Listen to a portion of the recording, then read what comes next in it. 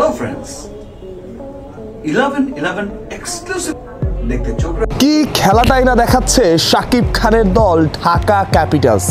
শাকিব খান নিজেই বড় নাম। বিপিএলে ট্র্যাভিস হেড ও সুনীল নারায়ণকে কিনেছি।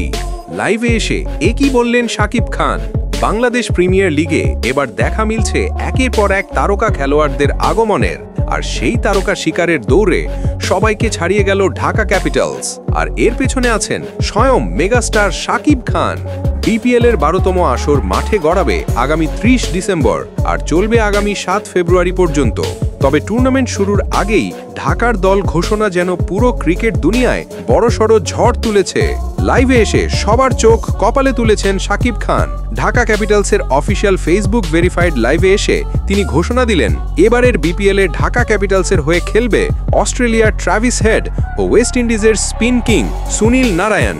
শাকিব জানান, দুজনের সাথেই ইতোমধ্যে ডিরেক্ট যোগাযোগ হয়েছে এবং কোটি টাকার বিনিময়ে তাদেরকে দলে নিয়েছে ঢাকা ক্যাপিটালস। তিনি আরও বলেন, এই দুই খেলোয়াড়ের সংযোজন ঢাকাকে করে তুলবে আরও ভয়ঙ্কর। এবার বিপিএলে ঢাকাকে আটকাতে পারবে না কেউ। শাকিবের এমন আত্মবিশ্বাসী মন্তব্যের পর সোশ্যাল মিডিয়ায় শুরু হয়ে গেছে তুমুল আলোচনা। ফ্যানদের ভাষায় এইবারের বিপিএল হবে ঢাকার শো। ট্র্যাভিস হেড বিশ্বকাপ জয়ী ওপেনার, একার হাতে ম্যাচ ঘুরিয়ে দেওয়ার ক্ষমতা রাখেন।